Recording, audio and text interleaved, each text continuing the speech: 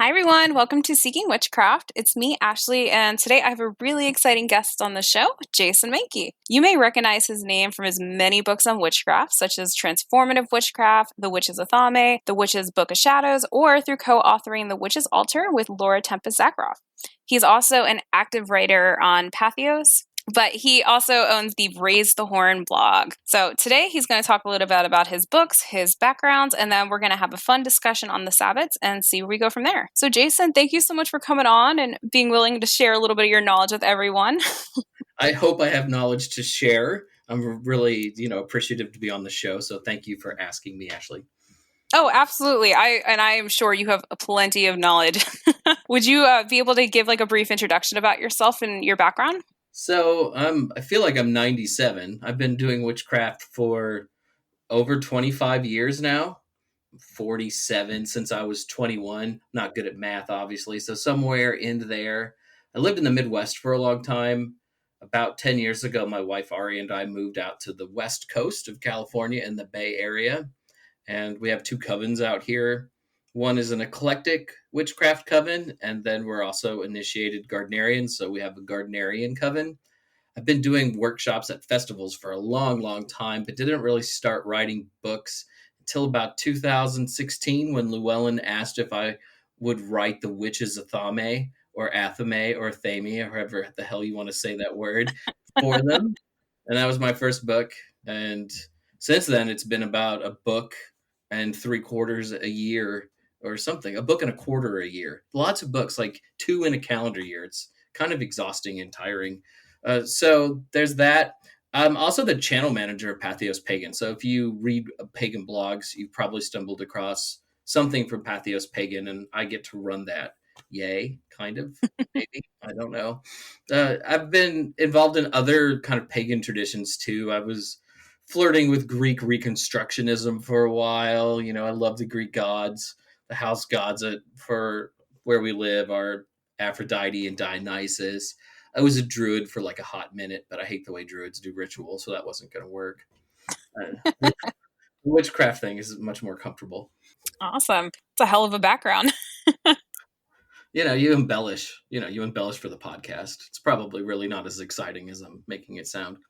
It sounds pretty exciting. And it sounds too like you get to work with witchcraft as like a profession, which is really cool because not a lot of people get to say that.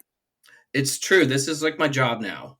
And I never really thought that I would be a professional witch. But because I get paid at Pathos and I get paid to promote like pagan blogs and then write for Llewellyn and such stuff, it has become my job. You wake up and you sit in front of your computer and you write all day, which, does not feel very pagan in a lot of ways. Certainly don't feel very witchy doing it. But, witchcraft is my job.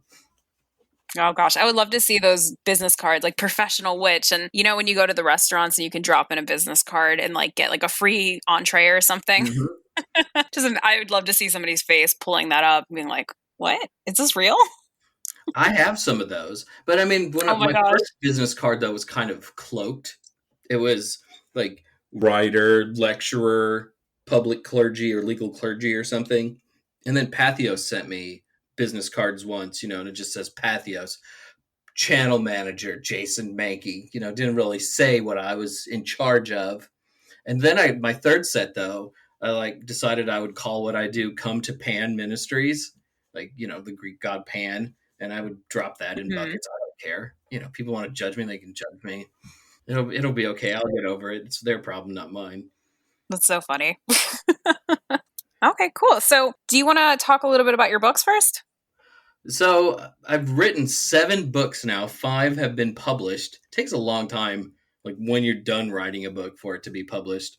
The first one was the Witch's Athame book. And then the second one was the Witch's Book of Shadows, about how to write a book of shadows. It's not like a book of shadows. It's like, here's the best way to write one, perhaps, for you. And here's a history of magical books. And then I wrote the Witch's Altar with Laura Tempest Zakroff, which was kind of cool because neither of us had ever co-authored a book before. And we were both writing that book while we were writing other books. So she was writing her book, Weave the Liminal, which is really phenomenal. It's a terrific book. And I was writing Transformative Witchcraft, So, you'd kind of write about altars for a couple of days, then you had to switch entirely. And then Tempest would say, hey, remember, we're writing this other book. I need you to do things. And I love my altar, so it was kind of a fun thing to write. We have this table that we've used as an altar for 15 or 18 years. I don't know. I don't like to think about time anymore because it just makes me feel ancient. But we had this altar, we had this table, this end table in our house, and we lived in a big house with a bunch of other people, like transient college students. And when we'd have people over for ritual, we would use this table, and it was the right size for an altar for a table. We moved to California. It was one of 4 pieces of furniture we took with us because I just fell in love with this table as an altar so much. And I love this stupid table that just randomly appeared in my house so much. I really wanted to go write a book about it. And the one that came out about the same time as the altar book is called Transformative Witchcraft: The Greater Mysteries. And it's about things that they don't really talk about in a lot of books, especially in detail. So there's a part about building the cone of power and working with energy. There's a bit on initiations, elevations, and dedications. The Great Rite is the last part of it, and then there's also a part of possession, drawing down the moon, being like having deity invoked into the body of a person. And there's a lot of history and all that, and then how to, and then rituals that I wrote that I think are decent that maybe people would want to use. And then there's also a bit about the history of modern witchcraft at the start of the book. I thought that would be a hard sell to Llewellyn because they don't like really do a whole lot of history books, and I love history. So, but they said it was fine, and I got to put it in the book, and that was fun. And then in December of 2019, I released The Witch's Wheel of the Year: Circles for Solitaries, Covens, and Circles, which is like a Sabbat book. It's kind of about the Sabbats, and then there's 3 rituals for every Sabbat: one for solitaries, one for small groups, and then one for large groups. Sort of the history of the Sabbats and how the modern Wheel of the Year developed, because in a lot of ways it's just not as ancient as we might think it is. And then there's also tricks and tips on how to do ritual. And ritual really varies, and we don't think about that very often sometimes. If you do a ritual by yourself, that's very, very different from doing a ritual with 100 people or 20 people. There are different skill sets that are involved depending on the size of a ritual. Even people who are famous authors and do a lot of public things, they kind of forget this sometimes and really screw that up. So this is just a funny story. I was at a festival in Michigan once, and this guy was doing a ritual on Friday night, and about 100 people went down to do this guy's ritual. And before it started, he was like, okay, I want people that I really know pretty well up front to help with the ritual just a little bit. So he started naming names, and he said my name. And as soon as he said my name, I had to pee, but I couldn't run away, right? Because he'd called me. And Oh no. yeah, then he challenged everyone with a sword before they came into the ritual space. And if you were really hardcore, he used like a sterile lancet and like took blood. It was done safely. But if you can imagine, if you have 100 people and you're doing that as one person with all of those people, it was an hour plus before the ritual even started, and there was no way out. So the whole ritual, all I did was just prance around because I had to pee really, really bad. I don't remember anything else about the ritual because I had to stand there for so long before it even started. But that's one of the things we sometimes lose track of. Like if you have 100 people, maybe you have to adapt. So that kind of thing is also in the Sabbath book. Oh my gosh. That is like my Achilles heel. I don't know, like having to pee during ritual or like right before it starts and it's too late because you don't want to like mess up the flow of things. Oh, I have such a bad habit of like my bladder being like, oh, no, no, no, now is the time. And it's like, oh man. That's never in witchcraft books either. Like how to pee with a coven, it's never there. Is People it don't talk acceptable? about it. Yeah. Is it acceptable to postpone your spell in the middle of the spell because you have to pee really bad? Oh my gosh. Yeah. And you know what? When you gotta go, you gotta go. Like, and especially too, if sometimes before a ritual, I know a lot of people will, enjoy a glass of wine here or there. And I got to a point where I was like, I'm not even going to drink before this ritual, like maybe some water, because I don't want to be that person in ritual that's being like, hey, so I know we're kind of in the middle of something, but it's just oh gosh, it's not fun being that person. No, no. And during this ritual, there was only one door. So if I had left after getting into the space, everyone would have seen me leave and I'd had to walk past him. So there was just no way out. It was really rough. It was really rough. Oh gosh. It was a painful ritual. My bladder was not happy with me. Yeah, that you could write a whole thing on that, like witchcraft and bladders. It like seriously, people don't talk about this, but it is absolutely a thing. Well, I mean, I think when we think about witchcraft, we think about candles and maybe dark rooms, and there's some incense, and there's this kind of atmosphere that you build while you do things. Having to pee is not really a part of that atmosphere that we think about when we're doing witchy stuff. Oh my gosh, absolutely. I'm just dying because this has happened to me so many times that it's just comical. I'm just thinking, the title of this podcast, be like, episode whatever. Jason Mankey talks about peeing for 20 minutes. Hey, you know what? I'm right there with you, honestly. And I know there's people I've circled with that if they listen to this, they're just going to have this look on their face. And I can already imagine the messages I'm going to get and be like, Ashley, yeah, you do need to pee a lot during circle. I'm going to be like, I'm sorry. Like, it is what it is. I have the bladder of a small pregnant woman. I'm right there with you. I mean, Oh my God. it's always, Same. yeah. Anyway, so moving on from bladder issues. But yeah, so if anybody's listening, if you need to pee during a ritual, listen, you got to do what you got to do. And if you're really focused on just your bladder and not focused on what you're doing, just take care of what you need to take care of. Yeah, you're better off just cutting yourself out of the circle and going to do what you need to do. It's totally fine. But if you're in a circle with a bunch of other people, make sure if there's somebody leading the ritual, just talk to them real quick. Don't just walk out of a circle. That's not good etiquette. No, it's very, very bad etiquette. You need to tell them what's going on. But yeah, but we digress. We digress. Yes. So anyway, as you were saying, so you went to this, or you had a ritual that you were part of that people don't realize, like you need to alter it depending on the size of the people around you. Yeah, and I really do think that's something that gets lost with a lot of people when they're doing ritual.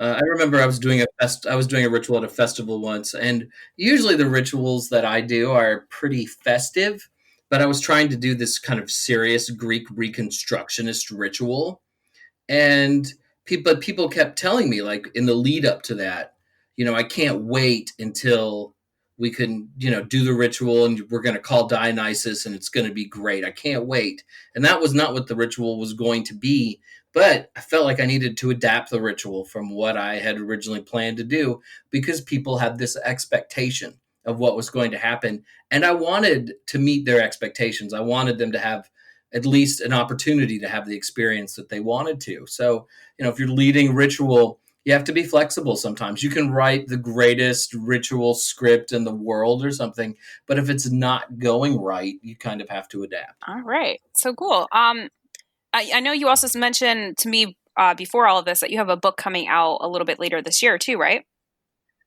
I do. It's really sort of a different book for me. It's not necessarily a book specifically for witches, it's a book for magical people. So, Llewellyn, which is the publisher that I write for, has a series called Llewellyn's Little Book of Whatever.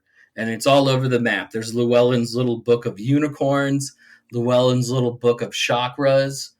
2 years ago, or maybe it was just a year ago, was Llewellyn's Little Book of Halloween, written by Mickey Mueller, who's fabulous. And so there's all these different things. And I was like, I could write one about Yule. I love Yuletide. I love Christmas shit still. I love all of it, like from about Thanksgiving till about the 10th of January. I love everything that goes on. So that book comes out September 9th. And that's my love letter to Yule. Since Christmas throws up all over my house every year, I might as well write about it once. So what can people expect to see in that book? There's a little bit of history, but it's really about doing stuff during the holiday season. So there's a lot of little spells in it. There are lots of little hints. If you're planning holiday parties, how to add a little magic to the holiday parties.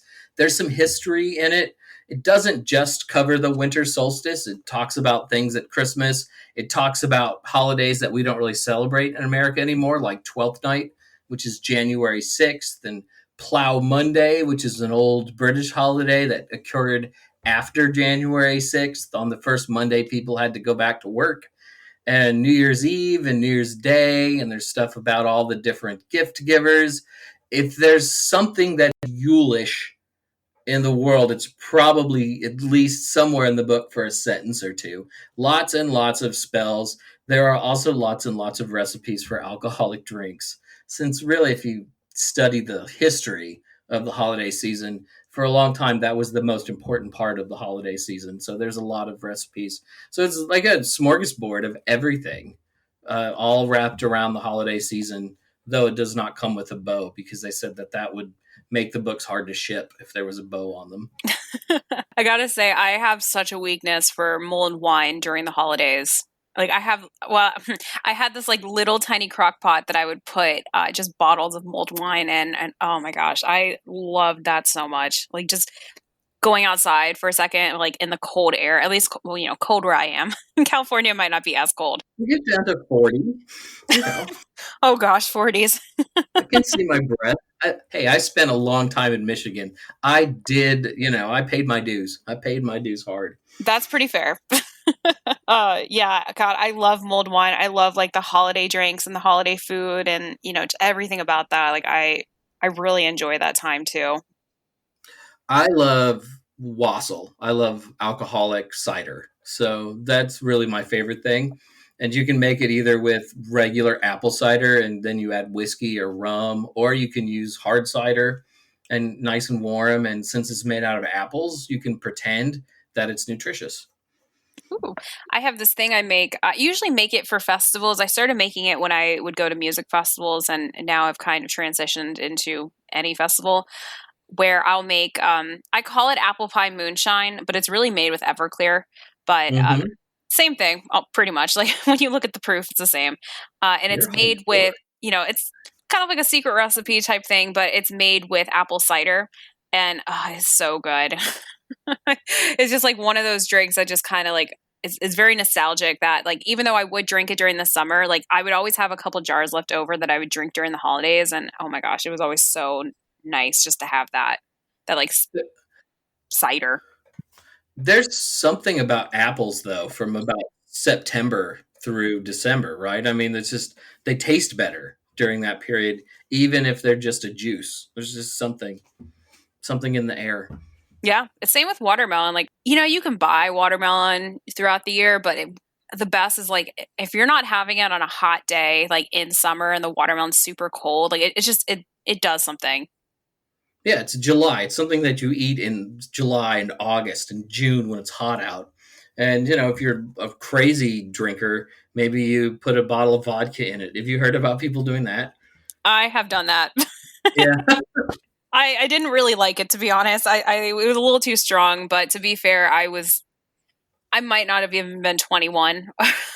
And I just remember that whatever vodka we used was not a vodka that I would buy at this age. It was probably like a $5 plastic bottle of vodka I just want to repress that from my memory. It was not good. Fair, fair. I would repress that memory too. Yeah. Okay, cool. So, do you want to move on to the Sabbats? Sure, I love talking about the Sabbats. I could talk about the Sabbats for hours and hours, but I won't because one of us would have to use the bathroom in the middle of it, and then it would be Yep, awkward. Yeah. that's fair. So I know for me, like growing up as a kid, and I grew up as a Methodist kid, I loved the holidays. I loved any holiday just because it was such a deviation from the norm in life. Like your parents would make a nice dinner, maybe you'd get a present or something. There was no school. Holidays were the shit. They were fun and they were different. And in a lot of ways, when you're younger, the holidays are the only time that you're really encouraged to have magical thoughts too. We don't think about it as magical really anymore, but believing in Santa Claus is a pretty magical thing. You're believing in this, old man from the North Pole with flying reindeer who has elves that make gifts and they jump through your chimney and, and he gives you presents and stuff. That's pretty magical thinking, really. And then you think about Christmas too, the Christmas season, it's a Christmas miracle and that kind of stuff. So it's a time of year that really encourages you to believe in magic. So, in a lot of ways, our first magical experiences are around holidays. So when I became a witch at 21, I was originally sort of nervous. Like, will I still be able to celebrate all of these holidays that I grew up with? Will they change? Can I not do this? Can I not do that? And lo and behold, most of the holiday stuff that people really do, a lot of it genuinely dates back to pagan antiquity and was done before Christianity or parallel with the rise of Christianity. And a lot of the things that we do for holidays too, maybe they're newer, but they're also kind of pagan in a way. Like Easter grass, that stupid plastic grass that, if you got an Easter basket when you were a kid, that was all the candy was on. I mean, that has nothing to do with Jesus. I mean, he grew up in a desert. There's no grass there. It all has to do about the return of spring, which is something that witches celebrate. I So have a almost, personal vendetta against that plastic grass. Not to cut you yeah. off. My cat Luna decided to eat a bunch of random things she shouldn't have been eating when I wasn't looking, and ended up having to get surgery because she was getting sick all the time. She had to get surgery to get this big mass removed from her stomach, and in that mass was a lot of that fake plastic grass that somehow she was finding and eating. And about $2,500 later, Oh, wow. yep. So I have a absolute vendetta against that plastic grass. I would too. Yeah, and when we were growing up, we had the really stringy tinsel. Like there was like little strands of metallic tinsel, and you would just kind of throw them on trees. And cats would eat that tinsel, and sometimes you'd see it like hanging out of their butt because it would get through. And we had a neighbor who would just pull it out of his cat. It was really gross. Cats eat the strangest things. Cats are very They're strange. bad. Anyway, sorry, I just had to throw that in there. I hate that plastic grass. I don't even know where it came from. I don't know either. There needs to be an expose on plastic grass and why people use it and where it came from. But, Easter is one of those holidays that really in our greater society has nothing to do with Jesus. It has everything to do with symbolism about the return of spring. So, that's all the holidays that I celebrate as a Christian. In some way, I kind of got to continue to celebrate as a witch. And I've always been really interested in matters of history. So, if I'm going to celebrate Ostara or Beltane, I want to know as much as I can about those holidays and why we celebrate the various things that we do as witches on those particular days. So, last 10 years, I've spent a lot of time reading weird books about the history of holidays just to satisfy my own interest. Also, I think we should know where stuff comes from because it's a great way to inspire future rites and magical practices and things. You look to the past to get inspiration for the present. And also, I think that we should hold ourselves to a high standard as witches about where things come from because we love to make fun of Christians sometimes. Like if they get a fact wrong, which means that we should make sure our facts are right if we're going to make fun of other groups. So, spent a lot of time reading about the Sabbats, and as I say, I can like ramble on and on about all of them for long periods of time. We're recording this at the end of May, so midsummer is coming up. And midsummer, in a lot of places, the summer solstice is the second biggest celebration of the year, especially in lots of parts of Europe. There's Christmas, and then there's St. John's or midsummer, and it's the second biggest holiday on their calendars. And in the United States, it's kind of been pushed away and aside, and we don't think about it as something a lot of people celebrate, but that's not really true worldwide.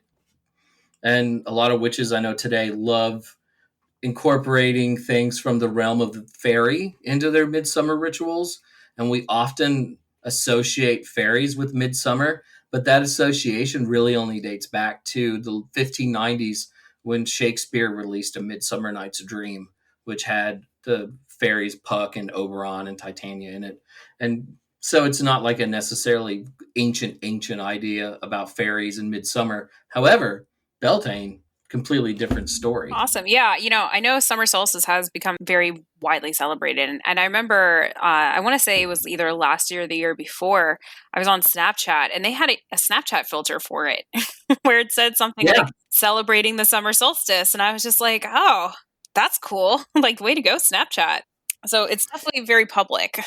Yeah. Well, in New Orleans, still, like people who practice New Orleans voodoo, their most sacred night is St. John's Night, which is about the summer solstice. It's when they do a lot of big rituals. A lot of people who practice New Orleans style voodoo go into New Orleans just for St. John's weekend because it's a big holiday weekend for those practitioners. A couple of years ago, I got to go to New Orleans over that weekend, and I didn't know that it was really that weekend until like I got closer. It was just something I had to do in my calendar, and it was just amazing. And I had, friends from all over the country who just happened to show up into this magical city on the same weekend. Had a really great time. Oh, that sounds like a lot of fun. I love New Orleans so very, very much. It's like no other city in North America. Yeah. You've been to New Orleans? It's your No, podcast. I'll just ask you questions. Have you been to New Orleans? no, but it's actually on the top of my list. I really, really want to go there. We'll have to grab Seamus and Ari and take off and go. Oh gosh, yeah, that would be so much fun. I know that they do like so many different like witchy type festivals out there too, and I'm really into like the paranormal and like all the ghost tours and everything like that. Like, I just Mhm. really want to go, and the best part is like the plane tickets to go there from where I'm at are not that expensive. I just haven't found anybody to really go with, but I'm trying to go down there so bad. Sorry to get a sidetrack, but it's just really worth visiting. I mean, there's just so much magic and history. I mean, you walk past, the area where Marie Laveau used to live, and there's a Hmm. plaque on it. Some of those buildings, not the one that she lived in, her house was torn down, but, some of those buildings, though, existed when Marie Laveau was alive. She could have been in the building that you're in. You could be standing in the same spot as Marie Laveau, which to me is like the coolest thing. Oh, that's awesome. And I hear of like people going to her grave and making little crosses on it. Yeah, you don't do that anymore. At the To be they fair, changed the rule. I wouldn't really want to mess with Marie Laveau's grave like at all. No, no, you just leave an offering. That's what you do. But you should see it, when you go. But you just leave an offering. It used to be that you could just walk into the cemetery, but they've had so much trouble with vandalism, not just at her site, but in the whole cemetery. That's where like Nicolas Cage is going to be buried, and he already has his monument to himself built. Wow, So there's always kind that's a of mood. vandalism going on. So you have to have like a tour guide to get in now. So it's really different. Yeah, and I'm sure too with American Horror Story, like the Coven season taking place out there, so many more people all of a sudden got very interested in that history because they learned about it potentially for the first time, and I'm sure that probably didn't help with the vandalism problem. I know that when I was there in New Orleans last, I visited all of the seven wonders that Stevie Wonder sang about on the show. Oh my goodness. So I want to bring up one thing that you mentioned at the beginning when you were talking about the Sabbats. And I think it's so important for people to realize that just because they're transitioning potentially from whatever religion they may have started with to Wicca, or maybe they're still part of their religion, but they're also practicing witchcraft or whatever somebody's situation is. I think it's important to say that just because somebody is practicing witchcraft doesn't mean that they can't celebrate the original holidays that they grew up with, like Christmas or Easter. And I think a lot of people have trouble with that, and they might question it. It's like, well, I practice witchcraft, so, can I still, do Easter? And it's like, well, of course, that's not a problem. I think most of our holidays in the United States, despite what some people claim who are very loud, we've really removed most of the religious elements from them.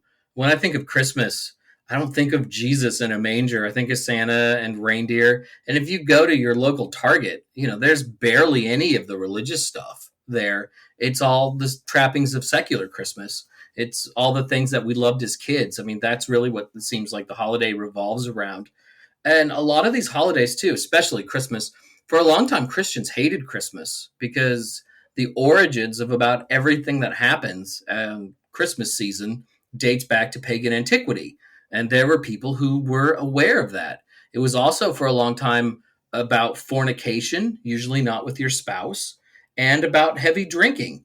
And this was really how Christmas was celebrated until about the beginning of the 20th century. So, it's really different than how the holidays are portrayed today. And holidays are what you make of them. If your family has a religious component and you feel comfortable participating in it, go right ahead. And if you don't, sit it out. It doesn't change the holiday. You can still do pretty much anything.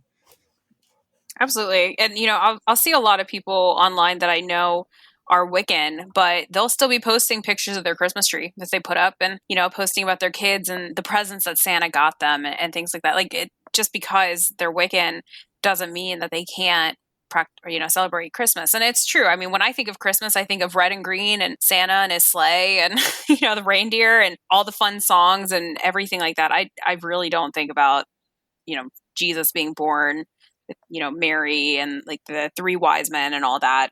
And also, holidays are sometimes about our biological or chosen families. So sometimes you just have to kind of go along with them, even if you're not really into it, because it's not just about you. It's about kind of things that are bigger and greater than you. Also, when it comes to Christmas, my wife and I still celebrate Christmas because the thought is, what else are we going to do that day? Everything's closed.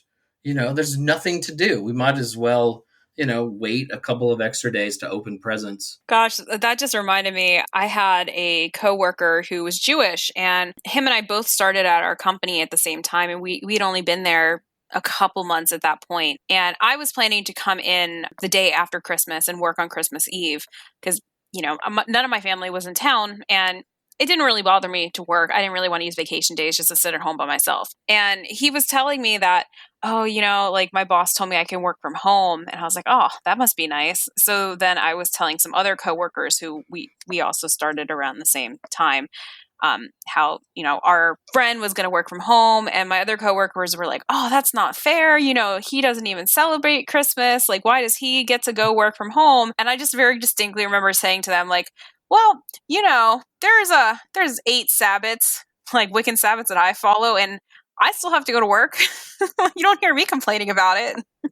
I can only imagine my boss's look on her face if I were to go to her and be like, hey, so, Llamas is coming up and I need to take off. She'd probably be like, what are you talking about? Llamas? What are you doing with llamas? Exactly. And I don't even want to begin to get into that conversation with my boss. But, I just thought it was a funny thing to see them so upset that somebody who was Jewish got to work from home and we didn't. And I was just like, well, you want to look at this in a different perspective. It's not a big deal. Well, also, the Sabbats, we celebrate them often. Like we say this, like Samhain is October 31st, but they're really more of a season than they are one particular day. The veil between the worlds just doesn't suddenly slam shut on November 1st. That it opens slowly, starting in the fall, and it's at its peak in late October, early November, and then it starts to shrink again. But we were not made for the Sabbats. The Sabbats were made for us. For me, for years, it's like we celebrate in our covens usually on the closest Friday or Saturday to the Sabbath. The world doesn't stop if we have to go into work on August 1st.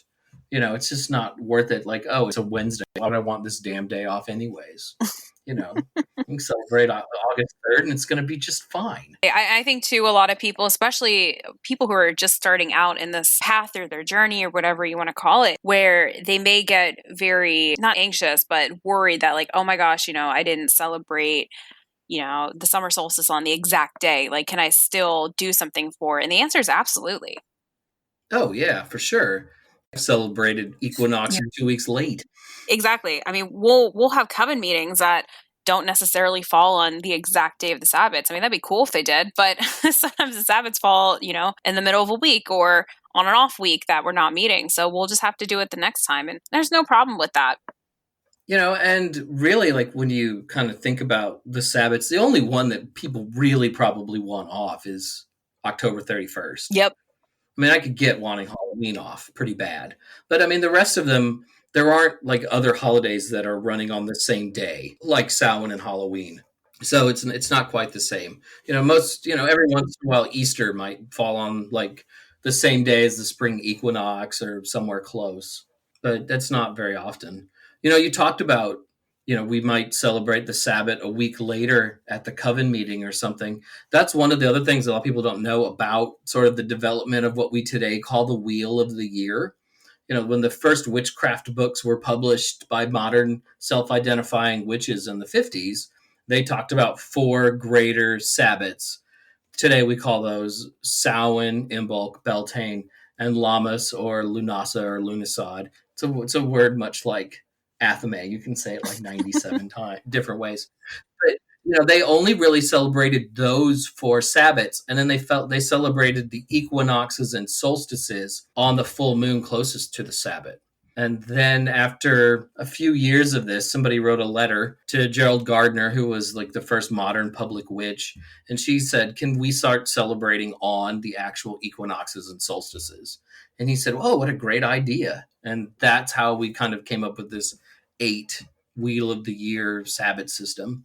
But it really originally wasn't quite like that. That's very true.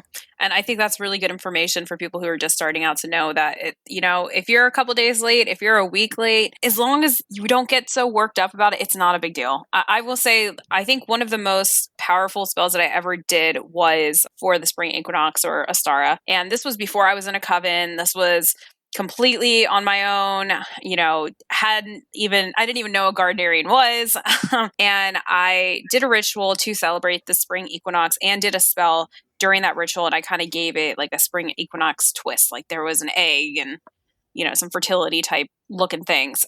And, I celebrated that and I did that spell in honor of the spring equinox, you could say, probably about 3 weeks after it actually happened. So I was kind of late there, but that spell ended up being one of the most powerful ones I've ever done. And I'm very grateful for it. And, it was 3 weeks later, but it all worked out fine. The spring equinox living in Michigan was always kind of a joke to us. There was like a foot of snow on the ground while you're celebrating the spring equinox. All the Llewellyn books, like when they have pictures of the spring equinox, there are flowers and stuff everywhere. There were no flowers where we were at. There were just piles of snow. So, you might as well have celebrated Ostar 3 or 4 weeks later. Yeah, I don't think that I've ever, observed a spring equinox when there's actually been nice weather. I think every time it's been cold.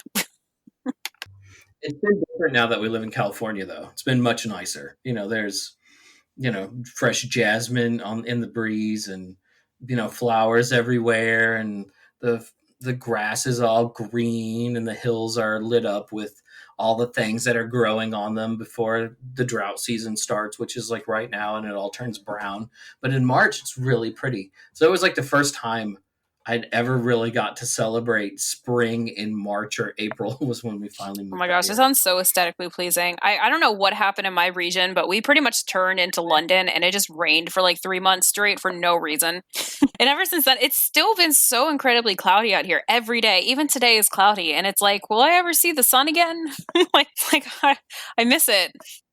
Maybe it's a way to try to keep you indoors. You know what? I think a lot of people need some reasons to stay indoors right now, but oh gosh, yeah, I'm definitely staying indoors, sun or no sun, except for if I'll go on a walk occasionally. But I just moved to a new building where there's pretty much nothing around me, so the walks aren't that fun.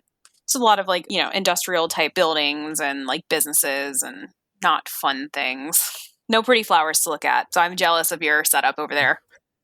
Yeah, I feel really lucky that we are where we are. We live like 5 blocks from a downtown that used to be fun. It's not really fun anymore because there's nothing open there, but it's residential and there's lots of people growing things and lots of roses right now are out and about. It's really pretty. It helps. Oh, that's nice. I can see from my building see from my window a government building. That's kind of what I'm dealing with over here. I do have a military contractor, like just like over the across the street from me, though. So you have to be careful which way you look. Yeah, I can imagine, especially if if maybe they could see you too, if you're outside doing some sort of ritual, that'd be an interesting situation to be in. That might get in trouble. I'm sure they're looking though, because they own this huge plot of land where we live. So you kind of have to walk around where they're at, and there are security cameras everywhere. If you walk around too much, they're probably thinking that you're going to try to break in.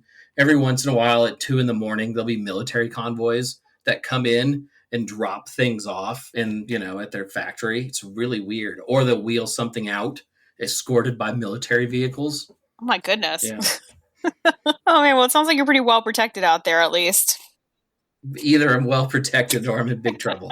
It's one or the other. Oh man. All right. Well, any closing final thoughts about Sabbats? As I said, I could talk for hours about Sabbats. I will say that there was no ancient Sabbat named Mabon, and there was no ancient Sabbat named Ostara, and those names have only been applied to the Sabbats since the mid 1970s. So that's one thing Yes, to know. I've definitely heard the stories surrounding that and those names. Some people get really upset about it. Yeah. They make a big deal out of it. Oh my God, you called it Mabon. Yeah, a lot of people do get really antsy. Like, they just don't like when you say Mabon instead of fall equinox. But, if you're first starting out, don't worry too much about being flamed on the internet if you say Mabon, because chances are you're going to be flamed on the internet anyway, because it's the internet and that's just what it's all about. Mabon is not the worst word. At least it conveys lots of information. When you say it, people know what you're talking about. So before we wrap up, I actually have one question for you that I think would be interested for the listeners. And it's based on something you said in your introduction. Okay. So you mentioned that you have both an eclectic group and you're part of, a traditional group as well. So can you talk a little bit about what you like about being able to be involved in both of those? Do you see any pros or cons, or anything interesting being have come out of that? There's a couple of different things that are good about each one. To start, sometimes people don't want to be initiated into an established tradition. And there are people that you still want to do ritual with, and you still want to have as a part of your chosen family, so to speak. So having an eclectic coven lets us have those people involved in our lives, which is really nice. I'm also someone who really likes to write ritual, and I like to experiment with ritual and do weird little historical things, reenact what ritual might have been like in 1899 or 1920 or something. And that's not really what a Gardnerian ritual is. So I get to do that with my eclectic group. It's just a different way to do things. Different people fit in better in different structures. So, it's nice to have both options. Sometimes I like being a Gardnerian because I like doing somebody else's ritual. I like not to have to do the heavy lifting, There's a Book of Shadows and somebody wrote that stuff a long time ago. I think I can say that without breaking any oaths. There's always some people think that you can't admit that you light candles if you're a Gardnerian. But, so I like not having to think about it sometimes. There's also kind of a power that you tap into when you're a part of an established tradition. The word egregore is sometimes used to describe this power. Like there's an energy that permeates a tradition. And when you do a ritual in that tradition, you tap into that energy and that power. So I do feel like that actually happens when I'm doing Gardnerian ritual. So I like Gardnerian ritual in that sense because I feel like I'm tapping into this ancient, maybe not ancient, but older witchcraft, which is older than kind of my eclectic coven. I love them both in different ways. And it's really great when I can do ritual on Friday one way and then on Saturday the other way and kind of have this whole weekend of just doing witch stuff. That's always really great. So they're complementary. I think most people who are a part of an established tradition probably started out in an eclectic group and probably still do some sort of eclectic practice, even if they don't want to admit that. Oh, absolutely. I think most people probably do that. Like people who aren't in a traditional group, when they're not meeting on, the coven, like if they're just at home at their altar, chances are they're going to be doing some eclectic witchcraft, something that kind of just comes organically from them that might not be representative of the exact tradition that they follow. And that's completely fine. One of the things I like about being a witch is you're not really tied into anything. You can still do lots of other stuff. Most witches I know have, 1 foot in the witchcraft pond, but then they've got a toe, in the stream of something else. We're not it's not like being a Christian where you can only be a Christian. When you're a witch, you can embrace lots of different things and explore lots of different ways of doing things. And sometimes, that can be a big step away from witchcraft, or maybe it's just the difference between a tradition in witchcraft and a more eclectic or personal practice. Okay, well, Jason, one quick thing before I let you go. So, this is something I ask pretty much everybody that comes on. So, if you could give one piece of advice to somebody who's just starting out, what would you tell them? Just do shit. Don't worry about doing it right. Don't worry about doing it wrong, because you can't do it wrong. Just do it. And the more you do it, the better you'll get at it. And the better your magic will be and the better your practice will be. But don't be scared to try. Just do. Just do. There are no mistakes that you can make for the most part. I love that. And you know what the best part about that advice is you are not the first person to say that. I think almost everybody has said something to that degree. And it really drives home the point of don't be an armchair witch. Just do it. Just do the thing. I remember when I started, I was kind of scared to take those first steps. It was much better just to kind of read about it and keep it as a hypothetical in my mind. But once I actually started doing the magic and doing the work, then my life improved and then things got better. And then the more you do it, the better you get at it. It's like a muscle. The more you use it, the more it develops. Absolutely. Well, Jason, thank you so much for coming on. Please tell me and tell the listeners how people can find you. If you just Google Jason Mankey, it's monkey with an A, you'll see all kinds of stuff. My name is the first Jason Mankey who comes up in Google search. If you go deep into Google search, there's a Christian pastor with my name. So that's kind of funny. Kind of feel bad for him, but mostly it's just kind of funny. So you can see like where I blog. It's called Raise the Horns. I have a podcast called Witches, Whiskey, and Wit, which airs on Thursday nights. You can find that online, and there's the Amazon page and all the rest of it. It's pretty easy to find. It's a lot of witches. Look me up, don't look me up. There's a lot of things to do. Funny story. If you actually look up my full name on Google as well, there is somebody with my exact name around my age who is like a very devout Christian woman who has like her whole job revolves around the church. So when you look me up, it looks as though I'm a very big fan of Jesus, and I do that in my daily work. And I'm like, huh, interesting. Well, you know what? That's fine with me.